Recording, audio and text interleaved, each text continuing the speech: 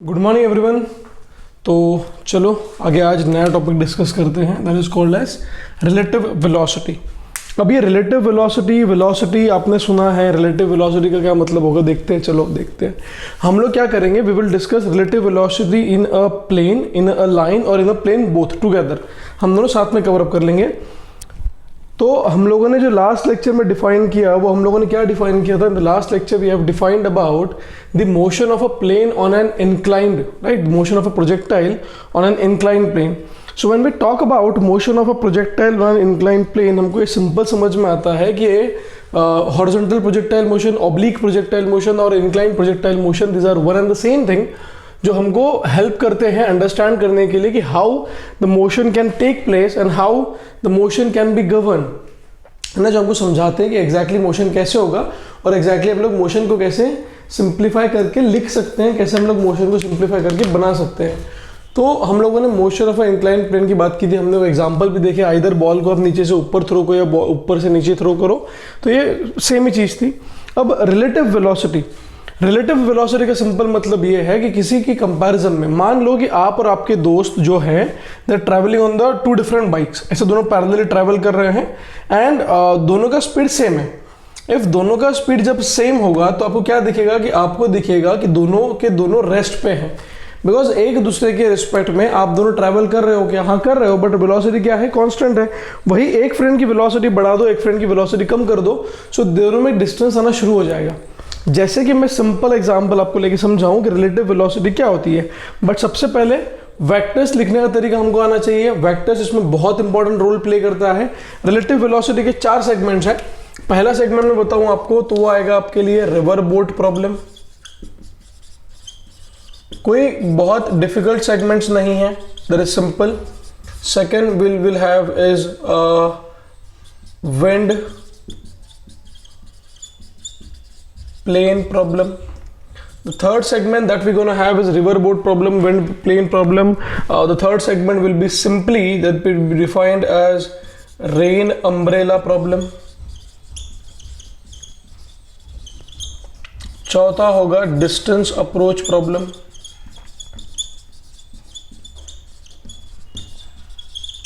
तो basically relative velocity में 4 main segment आते हैं। इन सेगमेंट्स में से क्वेश्चन किसी में से भी कैसे भी आ सकता है और बहुत डिफिकल्ट नहीं है। Once you understood the basic concept of relative velocity, the things will be easy for you, है ना। सबसे पहले हम लोग बात करते हैं, even though we have discussed about it, we will talk about relative velocity in a line first. That means we are talking about one dimension. हम लोग वन डायमेंशन में बात कर ले, सिंपल हो जाएगा। Then we will discuss in 2 dimension as well. अच्छा, मान लो कि ऐसे कोई एक रोड है, रोड के ऊपर एक आपके पास में कोई कार है ऐसे, और आप यहाँ पर खड़े हो, दिस इज यू, आप यहाँ पे खड़े हो और आपकी एक कोई फ्रेंड है जो कि यहाँ से, this is your friend which is travelling inside the bus, और आपका कोई एक और दोस्त है जो यहाँ पर है, that is your friend number 2, this is friend number 1। तो फ्रेंड नंबर 2 ने फ्रेंड नंबर 1 की तरफ चलना शुरू किया विद द स्पीड, चलो मान लेते दोनों ऐसे हैं। सबसे पहले मुझे बताओ, यदि मेरी जो कार थी ये चल रही थी with the velocity of v, यदि दोनों जो फ्रेंड है, फ्रेंड नंबर 1 और फ्रेंड नंबर 2, दोनों कार के अंदर बैठे हुए थे, तो क्या मैं बोल सकता हूँ कि फ्रेंड नंबर 1 के रिस्पेक्ट में फ्रेंड नंबर 2 रेस्ट पे था? क्योंकि हम लोगों ने जब मोशन डिफाइन किया तो हम लोगों ने क्या कहा था कि motion with respect to one person is the same as rest with respect to another. किसी एक इंसान के लिए वो रेस्ट पे है तो अगले इंसान के लिए वो क्या हो जाएगा, मोशन में हो जाएगा। तो फ्रेंड 1 और फ्रेंड 2 आपस में कैसे बिल्कुल रेस्ट में है। आपके लिए फ्रेंड 1 भी मोशन में है, आपके लिए फ्रेंड 2 भी कैसा है, मोशन में। Both are in motion. दोनों के दोनों क्या कर रहे हैं, दोनों के दोनों चल ही रहे हैं। इफ दोनों के दोनों चल रहे हैं, दोनों के दोनों काम कर रहे हैं, तो अच्छा भाई समझ में आया कि friend number 1 friend number 2 is in motion and you are completely at rest. ठीक है, तो मैं कैसे लिखूंगा? मान लो कि इनकी वेलोसिटी v है, इसकी वेलोसिटी ये है, तो I will write velocity of friend number 1 with respect to you. Normally we write as VAB, that is velocity of A with respect to B. VAB को पढ़ने का तरीका क्या होगा? It is written as velocity of A with respect to B. With respect to B मतलब मैं B पे बैठ करके ए को देख रहा हूं। मैं फ्रेंड वन की जगह पे जा करके इसको देख रहा हूं। अब खुद से आप लोग बताओ, यदि जो बस है ये आगे आगे चल रही होगी बाय वेलोसिटी v, तो क्या आपके दोस्त में और आपके बीच में जो गैप है वो गैप धीरे धीरे बढ़ते जाएगी? डिस्टेंस क्या होगा? बढ़ते जाएगा ना। तो डिस्टेंस बढ़ते जाएगा तो आपको दिख रहा है कि आपका दोस्त पीछे पीछे जा रहा है, जबकि आपका दोस्त हिल रहा है क्या? नहीं, आपका दोस्त तो वहीं खड़ा है ना। आगे कौन बढ़ रहा है? आप आगे बढ़ रहे हो। सो ये रिलेटिव वेलोसिटी का कांसेप्ट है, समझाने के बता रहा हूं आपको कि velocity of A with respect to B का मतलब होता है that is velocity of A with respect to B. यदि मैं ऐसे लिखता velocity of B with respect to A, तो मैं इसको पढ़ता velocity of B with respect to A. इसका मतलब क्या? सोचो वापस से, यदि आपके फ्रेंड के लिए या फिर आपके फ्रेंड के लिए आप यहां पर हो, तो आपके फ्रेंड के लिए आप पीछे पीछे जा रहे हो, पर आपके लिए आपका फ्रेंड दूर दूर जा रहा है। दोनों कंपैरिजन वाइज दोनों सेम है, दोनों के अलग अलग ऑब्जर्वेशन हो सकते हैं, दोनों पर सेम है। सो दोनों फ्रेंड आपस में तो रेस्ट पे है, बट उन दोनों के लिए आप दूर दूर जा रहे हो और आपके लिए वो दूर दूर जा रहे हैं, बिकॉज उनको लग रहा है कि तुम पीछे जा रहे हो और आपको लग रहा है कि वो आगे जा रहे हैं, जबकि है कैसा कि आप वहीं खड़े हो, आपके फ्रेंड मोशन में है। सो रिलेटिव वेलोसिटी जो कॉन्सेप्ट है ये चीज़ों को बहुत आसान कर देता है। It is been very helpful, और मैंने शायद बताया भी हो क्वेश्चन सॉल्विंग करते वक्त, ये जो कंसेप्ट है ये बहुत हेल्पफुल होता है कि how we gonna solve it. तो हम लोगों ने क्या कहा था? हम लोगों ने पहले लाइन में डिफाइन किया था कि इफ दो पार्टिकल्स है ए और अगला पार्टिकल है बी, दोनों पार्टिकल यदि सेम डायरेक्शन में ट्रैवल कर रहे होंगे, तो we will write V A B would be nothing but V A minus V B, है ना। हम लोग डिफाइन कर देंगे velocity of A with respect to B would be V A minus V B. Second हम लोगों ने define किया था कि सपोज एक पार्टिकल आगे जा रहा है, एक पार्टिकल पीछे जा रहा है with velocity V A and with velocity V B, तो जो हमारा वी ए बी होगा that is velocity of A plus velocity of B, that is the addition. तो यदि सेम डायरेक्शन में है तो वो माइनस होगा, अपोजिट डायरेक्शन में है तो वो क्या होगा? प्लस होगा। सो ऐसे हम लोग डिफरेंशिएट करके, ऐसे हम लोग इक्वेट करके हम लोग बना सकते हैं कि रिलेटिव वेलोसिटी क्या होती है। तो हमको ये समझ में आ गया था कि velocity of A with respect to B का मतलब क्या और velocity of B with respect to A का मतलब क्या। और ये मैंने कंसेप्ट जो डिफाइन किया है फिर से मैंने जानबूझ के किया था कि आपका जो पुराना थोड़ा बहुत सेगमेंट है वो भी एक बार रिवाइज हो जाए, आपके दिमाग में और थोड़ी कंसेप्चुअल क्लैरिटी है कि हाँ ऐसे ऐसे रिलेटिव वेलोसिटी होती है, हाँ ऐसे ऐसे हम लोग इक्वेशंस को बना सकते हैं, हाँ ऐसे हम लोग इक्वेशन से अपने खेल सकते हैं। अच्छा, अब मेरा एक बेसिक सवाल आप लोगों से ये है कि बताओ बारिश कहाँ से कहाँ होती है?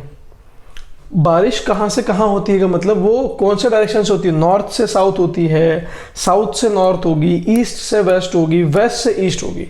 What is the direction you prefer so that the rain is been falling? क्या लगता है आप लोगों को? मुझे लगता है कि जो बारिश है वो साउथ से नॉर्थ से साउथ की तरफ होती है। बीइंग इन महाराष्ट्र हम लोग सोचते हैं कि मानसून कहाँ से आएगा? केरला से आएगा या फिर मुंबई से आएगा। If it is coming from Kerala so it is कहाँ से आ रहा है? वो साउथ ईस्ट से आ रहा है, साउथ ईस्ट से आ रहा है, साउथ वेस्ट की तरफ जा रहा है। If it is coming from Mumbai it is going from north west to south east, है ना। तो बारिश कहाँ से होती है? साउथ ईस्ट से नॉर्थ ईस्ट। बट ये बिल्कुल बिल्कुल बिल्कुल बिल्कुल गलत है। क्यों गलत है? क्योंकि एक बात बताओ, यदि मैं बारिश को डिफाइन कर रहा हूँ तो बहुत से बच्चे कंफ्यूज कर जाते हैं कि सर बारिश तो नॉर्थ से साउथ होगी। अब मैं यहाँ पे बैठा हूँ फिलहाल, है ना। अब यहाँ पे मैं बैठ गया तो मेरे लिए सामने वाला नॉर्थ है, पीछे वाला साउथ है। नॉर्थ, साउथ, ईस्ट और वेस्ट। बारिश यहाँ से होगी क्या? आपके कैमरे से बारिश आएगी क्या? नहीं। बारिश बोर्ड से होगी क्या? नहीं। बारिश कहाँ से आएगी? ऊपर से। तो जो भी हम लोग ये डायरेक्शन डिफाइन करते हैं, कहाँ डिफाइन करते हैं हम लोग? हॉरिजॉन्टल प्लेन में। तो नॉर्थ, साउथ, ईस्ट, वेस्ट ये कहाँ है? ये अर्थ के ऊपर है और कहीं नहीं है। इंडिया के नक्शे में देखोगे तो नॉर्थ मतलब क्या? कश्मीर। और साउथ मतलब क्या? कन्याकुमारी। ईस्ट मतलब क्या? आसाम, बंगाल, ओडिशा। और वेस्ट मतलब क्या? मुंबई। सो ये जो चीज़ें हमने डिफाइन कर रखी है, किसे डिफाइन कर रखी है? हॉरिजॉन्टल प्लेन पे। बारिश ऊपर से नीचे होती है, बारिश की कोई डायरेक्शन नहीं होती। हाँ, आपके रिस्पेक्ट में आप बोलोगे सर वो ऐसे तो आ रही थी, मतलब ये आपके लिए नॉर्थ था, ये साउथ, तो बारिश ऐसे आ रही थी, तो नॉर्थ साउथ बोल सकते हो। हाँ बोल सकते हो, बट वो एक्चुअली कहाँ से हो रही है? वो ऊपर से नीचे हो रही है। यदि ऊपर से नीचे बारिश हो रही होगी तो हमको जो ध्यान रखना होगा कि जब भी हम लोग कुछ एंगल के बारे में चर्चा करें तो एंगल कैसे होने चाहिए? Angle should be always given to the horizontal plane. ये ऊपर नीचे का एंगल कभी डिफाइन हम लोग नहीं कर सकते। किसी को लग रहा होगा कि सर गलत पढ़ा रहे हैं, तो आपने कभी सुना है क्या ऐसे कि बारिश होती है, मान लो आज बारिश गिरी 50 मीटर पर सेकेंड नॉर्थ से साउथ 37 डिग्री ईस्ट? सुना है क्या कभी ऐसे? नहीं, पॉसिबल ही नहीं है। तो it is not possible to have that kind of sense, it is not possible to have such kind of velocities, it is not possible to have such kind of directions. So understand the basic principles that और physics हम लोग क्यों पढ़ते हैं ना, physics हमको ऐसे basic understanding को ही दिमाग खोलने के लिए पढ़ा जाता है। यही समझ में आना चाहिए कि बारिश ऊपर से नीचे होती है। आधे बच्चों का आंसर होगा भी, अभी आप लोग मना कर भी दोगे बिकॉज मैं सामने नहीं हूँ आपके क्लास में। मैंने कई बार एक्सपीरियंस किया है कि बच्चे बोल जाते हैं सर साउथ से वेस्ट, सर नॉर्थ से वेस्ट, मुंबई वाले बोलते हैं यहाँ से ऐसा, केरला वाले बोलते हैं वहाँ से वैसा, बट ऐसा नहीं है। It is always from the top to bottom. अब जब मैं रिलेटिव वेलोसिटी ना प्लेन डिफाइन कर रहा हूँ तो मुझे इन बेसिक चीज़ों की ना बहुत ज़रूरत पड़ने वाली है, मुझे बहुत पढ़ने वाला है कि what exactly the direction would be.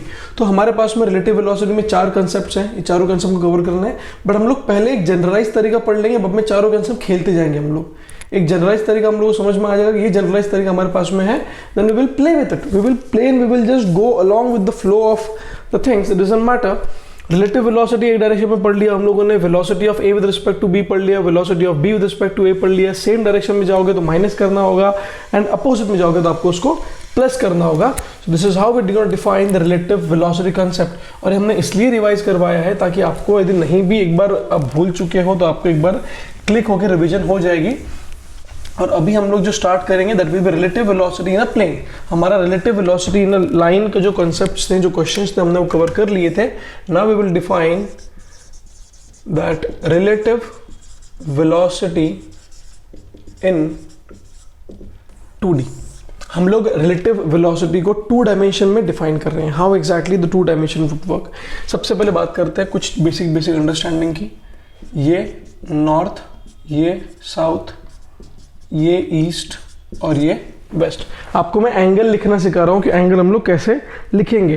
तो ये जो भी हम लोग डिफाइन करते हैं, ये कहाँ डिफाइन करते हैं हम लोग, this is gonna be defined in horizontal plane. ये और कहीं पर भी डिफाइन नहीं होता, ये सिर्फ और सिर्फ कहाँ डिफाइन होगा, हॉरिजॉन्टल प्लेन में ही डिफाइन होगा। अब मैं बोल रहा हूँ सपोज ऐसे मेरे पास में एक एंगल दिया हुआ है, दिस इज 37 डिग्री। तो मैं इस पोजीशन को, इस लोकेशन को मैं कैसे स्पेसिफाई करूं, इस लोकेशन को। ये पार्टिकल है कोई जो 37 डिग्री बना रहा है ईस्ट से, तो मैं इसको बोलूंगा 37 degree north of east. North of east मतलब मैंने एंगल कहां से गिना, मैंने एंगल ईस्ट से गिना। सो 37 डिग्री नॉर्थ ऑफ ईस्ट का मतलब क्या है कि the angle was measured from the east, है ना। मैं इसको ऐसे भी लिख सकता था, ये एंगल कितना होगा 53 degree. So I can write it as 53 degree east of north. East of north का मतलब क्या कि हम लोगों को एंगल जो गिनना है वो नॉर्थ से गिनना है ना। एक और एक दो डिफाइन कर लेते हैं। मान लो कि ऐसे कोई पार्टिकल है, ये जो एंगल है ये 45 तो बाद में बताऊंगा। मान लो ये 30 डिग्री है, इसका लोकेशन कैसे डिफाइन करें, इसको सोचो क्या होगा। दो तरीके से बताना है मुझे, दोनों तरीके सही होने चाहिए। ये पहले तो 30 डिग्री कहां से कहां पर, north of west. 30 degree north of west मतलब आपने कहां से एंगल गिनना है, वेस्ट से। क्या मैं इसको ऐसे भी बोल सकता हूं sir 60 degree west of north भी तो बराबर है, तो हाँ बराबर है, मुझे कोई दिक्कत नहीं, आप कैसे भी स्पेसिफाई कर सकते हो। बट जब मैं ऑफ नॉर्थ या ऑफ वेस्ट या ऑफ ईस्ट या ऑफ साउथ बोलूंगा तो मुझे ये समझ में आएगा कि मैंने जो एंगल मेजर किया है वो एंगल मैंने वेस्ट से, ईस्ट से, साउथ से, नॉर्थ से मेजर किया होगा। अच्छा, जब मैं सिंपली बोलूँ कि जब आपका एंगल, ये वाला एंगल 45 डिग्री है, तो मैं यहाँ पर कुछ भी ना बोलते हुए मैं सिर्फ इतना बोलूँगा साउथ वेस्ट या फिर वेस्ट साउथ। मैं एंगल मेंशन नहीं करूँगा। एंगल मेंशन क्यों नहीं करूँगा, बिकॉज 45 डिग्री है, उधर से भी 45, यहाँ से भी 45, तो कोई दिक्कत नहीं होने वाली। So if the angle is gonna be 45, everything is gonna be equal, तो there is no point of saying that कि वो कैसे बन रहा होगा। इट इज जस्ट दैट कि साउथ वेस्ट और west south is the current angle that we have to define. But वो कब लिखेंगे हम लोग, जब भी आपका एंगल कैसा होगा, 45 डिग्री होगा। अच्छा, अब मैं बोलता हूँ कि velocity of B with respect to A is nothing but velocity of B minus velocity of A. हमारे पास में रिलेटिव वेलोसिटी कंसेप्ट था कि सेम डायरेक्शन तो माइनस, अपोजिट डायरेक्शन तो प्लस। तो हमने लिखा velocity of B with respect to A is equals to velocity of B minus velocity of A. या फिर हम लोग ऐसे भी लिख सकते थे सी वेक्टर बराबर ए वेक्टर प्लस बी वेक्टर, कि दो वेक्टर की एडिशन करके हमको एक नया वेक्टर मिल सकता है। There is an addition of two vectors and we can get the another vector easily. यदि ऐसे कंडीशन हम लोग पढ़े तो मुझे बताओ कि मैं how do I find out the magnitude of C. मैं जो C का मैग्नीट्यूड है वो कैसे निकालूं, तो मेरे लिए मैग्नीट्यूड ऑफ C हो जाएगा root over A square plus B square plus 2ab cos theta, where theta would be the angle between A and B। It is A square plus B square plus 2ab cos theta, और जो direction होगी tan theta क्या होगा, tan inverse of b sin theta upon a plus b cos theta. ये हमको basic vector से आता है। मैं फिर से रिवाइज कर पा रहा हूँ कि हम लोग किसी वेक्टर का मैग्नीट्यूड और उसका एंगल कैसे निकालेंगे। तो सी वेक्टर का जो मैग्नीट्यूड है वो कैसे आएगा, A square plus B square plus 2ab cos theta, और theta equals to tan inverse of b sin theta upon a plus b cos theta. अब जब मैंने तीन वेक्टर लिखे थे, वेक्टर c बराबर vector a plus vector b, मुझे पता है कि हर एक वेक्टर के पास में क्या क्या होता है, every vector has magnitude and direction, हर एक वेक्टर के पास में है, बराबर। तो टोटल कंपोनेंट्स कितने हो गए आपके पास में, टोटल कंपोनेंट्स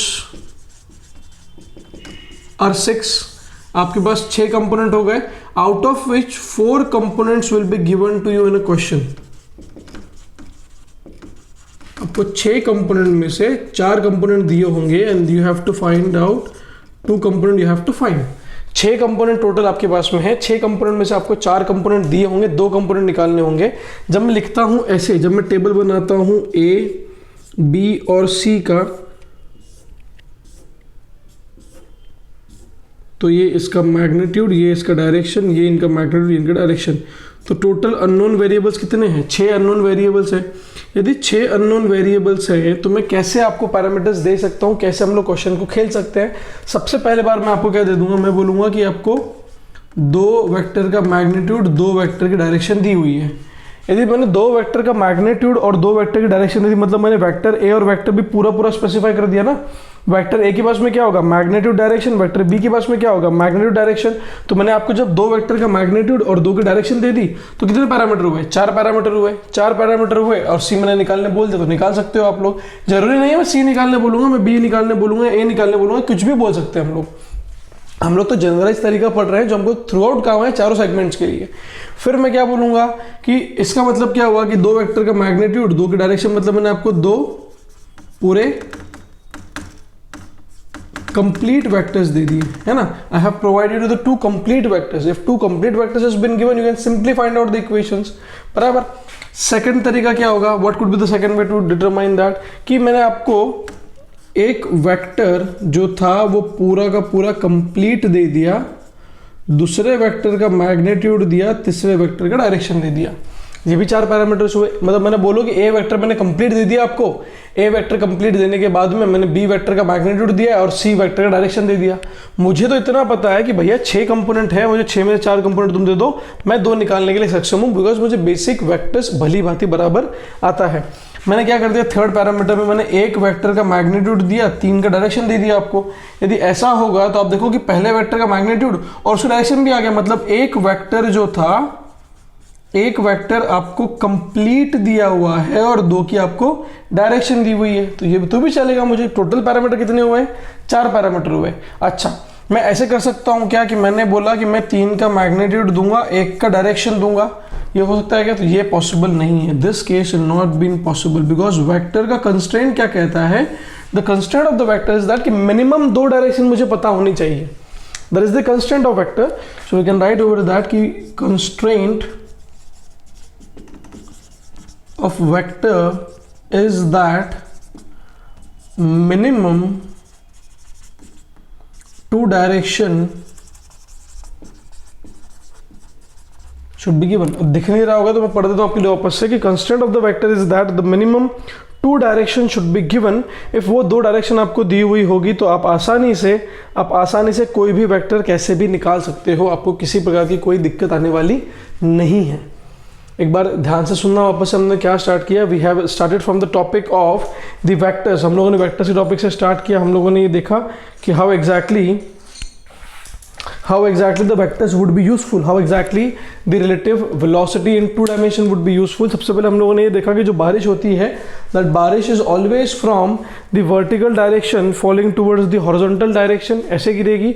हमको बेसिक वेक्टर्स में देने के लिए हमको क्या देना चाहिए, हमको बेसिक वेक्टर्स में उन्होंने हमेशा 6 पैरामीटर्स में से 4 पैरामीटर्स देने चाहिए।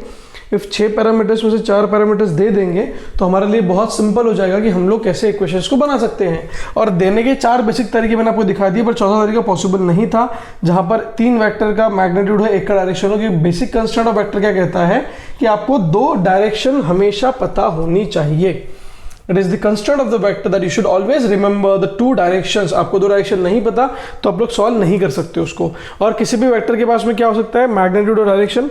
टोटल पैरामीटर्स कितने हुए, 6 आउट ऑफ 6 पैरामीटर्स 4 पैरामीटर आपको दिए होने चाहिए। यदि 4 पैरामीटर आपको दिए होंगे तो आप बाकी 2 पैरामीटर को आसानी से निकाल सकते हो। एक बार स्क्रीन पॉज कर लो, ढंग से पूरा लिख लो। ये बेसिक है और ये बेसिक मुझे थ्रू आउट काम है। जब तक मेरा चैप्टर इस बार एंड नहीं होता है यहाँ से पूरे हफ्ते यही काम आएगा हमको। तो कहीं पर भी गड़बड़ मत करना, और कुछ भी डिफिकल्टी है तो पूछ लेना, आइदर ग्रुप पे पूछो, कैसे भी पूछो, बट डिफिकल्टी हो तो पूछ लेना, छोड़ना मत, है ना। क्योंकि इंपॉर्टेंट सेगमेंट है, फिर से बोल रहा हूँ इंपॉर्टेंट सेगमेंट है, नीट के पर्सपेक्टिव से भी इंपॉर्टेंट सेगमेंट है, क्वेश्चंस आते ही हैं। I am not that person who will just say कि नहीं बहुत इंपॉर्टेंट सेगमेंट है ध्यान दो, बट जहां पर मुझे लगता है कि नहीं इंपॉर्टेंट है I will say that, otherwise I will not से इट कि ठीक है नहीं दिया तो चलता है, मुझे पता है नहीं आएगा। This constant motion, there are few examples कि जहां पर आपको ध्यान नहीं देना है क्योंकि आपको उतना डेप्थ में नहीं आता। If you are preparing for advance then you have to, if you are preparing for advance then you have to, because advance में जो क्वेश्चंस आते हैं वो क्यूमुलेटिव होते हैं, एक के ऊपर एक डिपेंडेंट होगा। नीट में अभी तक भगवान की तरह से कुछ आया नहीं है, तो ऐसा हो जाएगा कि पहला क्वेश्चन गलत तो दूसरा भी गलत तो तीसरा भी गलत, तो सारा क्वेश्चन ही गलत हो जाएगा वो, तो ऐसा आया नहीं है। एक एग्जाम होती है इनमो या IPhO, it is international olympiad for physics और मैथमेटिक्स। उसमें 6 सवाल होते हैं 3 घंटे के, 6 सवाल 3 घंटे के। सोच लो आप क्वेश्चन का लेवल क्या होगा। 1 घंटे के लिए आधी घंटा मिलता है, क्वेश्चन आपको आधी घंटा मिलता है। यहाँ नीट में कितने मिलते हैं हमको, 0.85 सेकंड्स, इतने सेकंड्स में हमको खत्म करना है पूरा। बट ठीक है, हम लोग खेल सकते हैं, हम लोग कर सकते हैं, because we have to be doctors, we don't have to be engineers, so we can prepare for NEET easily, है ना। अब चलो मैं बेसिक बात कर रहा हूँ। मैं एक रेफरेंस डायग्राम बना लूंगा और मैं पूरे के जितने मैंने पॉइंट्स आपको बताए थे हम लोग उसी पॉइंट्स के हिसाब से आगे बढ़ना शुरू करेंगे। रेफरेंस डायग्राम का मतलब देखो क्या कि मैंने ऐसे कोऑर्डिनेट्स बना लिए अपने पास में, ये मेरे लिए एक्स कोऑर्डिनेट, ये मेरे लिए वाई कोऑर्डिनेट, ये भी मेरे लिए एक्स, ये भी मेरे लिए वाई, ये था मेरे लिए ईस्ट, ये था मेरे लिए वेस्ट, ये था मेरे लिए नॉर्थ, ये था मेरे लिए साउथ। मैंने पहला वेक्टर ले लिया vector A which is having vector A जिसका मैग्नीट्यूड 14 था, तो vector A is having 14 and moving towards east. तो मैंने वेक्टर ए का आपको डायरेक्शन और मैग्नीट्यूड दोनों डिफाइन कर दिया। मैंने वेक्टर बी लिया, vector B is having 10 degree which is going from 37 degree east of north, मतलब यहाँ पे कहीं पर वेक्टर बी है जो कितना जा रहा है 37 डिग्री ईस्ट ऑफ नॉर्थ, मतलब ये एंगल जो था वो 37 डिग्री रहा होगा। 2 वेक्टर्स दे दिए। पहला केस ले रहा हूँ मैं रेफरेंस डायग्राम में कि पहले केस के अंदर जब मैंने टेबल बनाया तो मेरे पास सब कुछ था, है ना। अब मैं यदि उसको रिजॉल्व कर लेता हूँ, ये इसका मैग्नीट्यूड 10 था, इसी को डायग्राम को रेफरेंस मानते हुए मैं सारे क्वेश्चंस बनाते जाऊंगा। I will solve each and every one of them. अब मुझे वेक्टर सी निकालना था, वेक्टर से निकालना, ध्यान से देखो क्या करूंगा मैं, इस वेक्टर ए को तो ऐसे रहने दूंगा हैविंग मैग्नीट्यूड 10। क्या मैं वेक्टर बी को रिजॉल्व कर सकता हूं, तो हाँ कर सकते हैं। वेक्टर बी का एक कंपोनेंट जाएगा ऊपर, एक कंपोनेंट जाएगा पीछे। एक कंपोनेंट कितना जाएगा ऊपर, it will be 10 cos 37, it is going to be 10 sin 37. Cos 37 is 4/5, sin 37 is 3/5. I hope you remember this. So sin 37 is 3/5, तो ये हो जाएगा 6. It is 10 into 4/5. This will be 8. तो हो गया। अब देखो आगे की तरफ जा रहा है 10 और पीछे की तरफ जा रहा है 6, so obviously 10 will be more. तो इसको मैं रिजॉल्व करके यहाँ पे कितना आ जाएगा 4 और ऊपर कितना आ जाएगा 8। तो एक वेक्टर है 8, एक वेक्टर है 4, तो इनका जो रिजल्टेंट होगा वो बीच में कहीं पे निकलेगा which is C net. C net क्या लिखूंगा, under root of 4 square plus under root of कितना, C net would be under root of 4 square plus under root of 8 आना चाहिए क्या, सॉरी 14 था ना, हाँ भाई बोलो कुछ गड़बड़ कर रहा हूँ मैं, ये 14 है तो यहाँ पे कितना आएगा 8। यदि x कंपोनेंट भी, ये मैंने 14 लिया था मैं गड़बड़ कर दी, यदि x कंपोनेंट भी 8 है, y कंपोनेंट भी 8 है, तो जो मेरा एंगल बनेगा वो कितना बनेगा 45 डिग्री। 45 डिग्री एंगल कब बनता है, जब x कंपोनेंट और y कंपोनेंट कैसे हो जाए, इक्वल हो जाए। अब करो उसमें addition 8 square plus 2 8 into cos 90 0, तो सीधा मैं आंसर लिख सकता हूँ, ये कितना आएगा आपके लिए 8√2। That is the answer of the first question. और वो डायग्राम में अभी मिटाने वाला नहीं हूं, I will keep that example as it is, reference diagram है। अब मैं आपको बोलता हूं कि हमको एग्जांपल नंबर 1 सॉल्व करना है। एग्जांपल नंबर 1 में सबसे पहले हमको टेबल दिया है about vector A, about vector B, about vector C, ये इनके मैग्नीट्यूड और ये इनके डायरेक्शन। अब देखो क्या क्या कैसे पैरामीटर्स बन सकते हैं। हमने बोल दिया कि वेक्टर ए भैया जो था 14 था, वो कहाँ जा रहा था, वो जा रहा था ईस्ट की तरफ, और वेक्टर बी के बारे में बोले उसका मैग्नीट्यूड है 10, और जो वेक्टर सी है उसके पास में कितना आया, ये आ गया 45 डिग्री नॉर्थ ऑफ ईस्ट। अभी कितने पैरामीटर दे दिया आपको, देखो एग्जाम में आपको 4 पैरामीटर दिए, वही पैरामीटर यूज कर रहा हूँ, सिर्फ मैं इसमें जो स्पेस वैकेंट रख रहा हूँ ताकि हम लोग चेक कर पाएं कि इसके आंसर्स और उसके आंसर्स मैच करते हैं नहीं करते, इसलिए मैंने रेफरेंस डायग्राम कही है उसको। ठीक है, आ जाओ ड्रॉ करते डायग्राम। सबसे पहले मैंने देखा कि भैया अपना जो वेक्टर ए था वो इस तरफ जा रहा है विच इज 14, और वेक्टर भी पता नहीं कहाँ जा रहा है, डायरेक्शन पता ही नहीं हमको, और वेक्टर सी जो था वो कहीं यहाँ जा रहा था, वो उसकी वैल्यू मान लेते हैं एक्स, वो कितना जा रहा है 45 डिग्री नॉर्थ ऑफ ईस्ट। ठीक है, मान लिया हमने। अब हम लोगों ने इक्वेशन लिखा कि vector C is equals to, vector C equals to में क्या लिखूंगा, वेक्टर सी इक्वल्स टू में लिखूंगा vector A plus vector B. So obvious सी बात है कि वेक्टर बी की जगह पे क्या आ जाएगा, वेक्टर सी माइनस वेक्टर ए।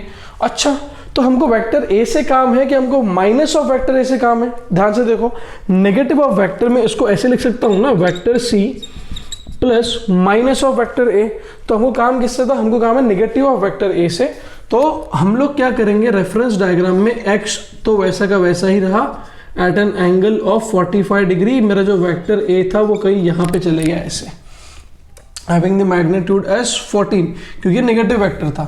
अब मैं वेक्टर x को रिजॉल्व करूं, तो वेक्टर x को रिजॉल्व करने में जाऊंगा तो एक कंपोनेंट जाएगा इधर which is x by root 2, एक जाएगा ऊपर which is x by root 2, और एक जाएगा पीछे विच इज 14।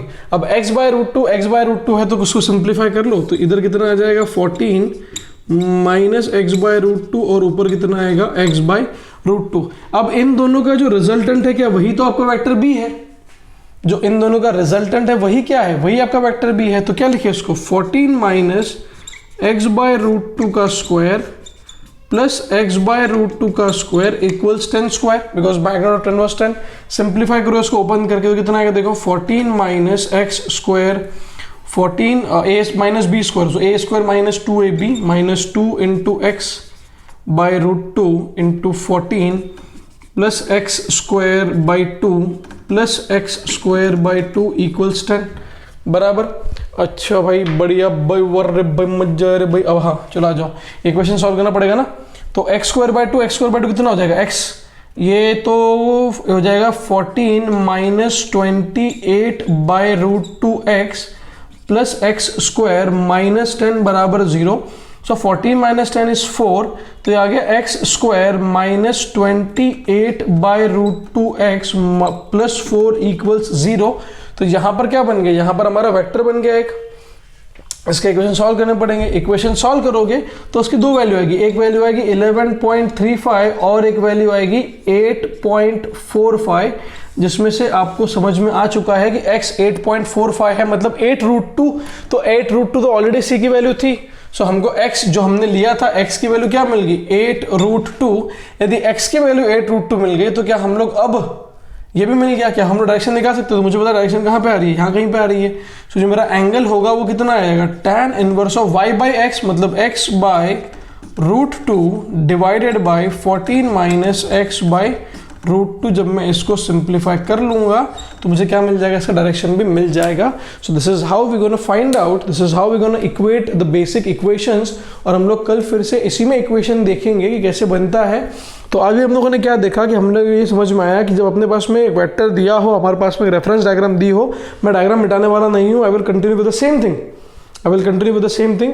सबसे पहले रेफरेंस डायग्राम को ध्यान में रखो, अपने मन से डायग्राम बनाओ और बाद में पैरामीटर्स को चेंज करते जाओ, आपको आंसर्स जो है वो सिंपल मिलना शुरू हो जाएंगे। जो मैंने अभी एग्जांपल लिया इसमें मैंने क्या दिया था आपको, अभी वाले एग्जांपल में मैंने आपको एक वेक्टर पूरा दिया था, it was one complete vector, second का मैग्नीट्यूड और तीसरे का आपको मैंने डायरेक्शन दिया था। अगेन क्या दिया आपको मैंने, 4 पैरामीटर्स दिए, 4 पैरामीटर्स में से आपको 2 पैरामीटर्स निकालने पड़े। Out of 6 parameters you suppose to find out the next 2 parameters and which was quite easy to find out, right, it was quite easy to find out, there was no difficulties in that. But आपको vector के बारे में समझ में आना चाहिए कि how we can reverse this direction and we can take that into consideration. यहाँ पे उसको सॉल्व करके देखो, आपको आंसर x का मिलेगा 8 रूट 2।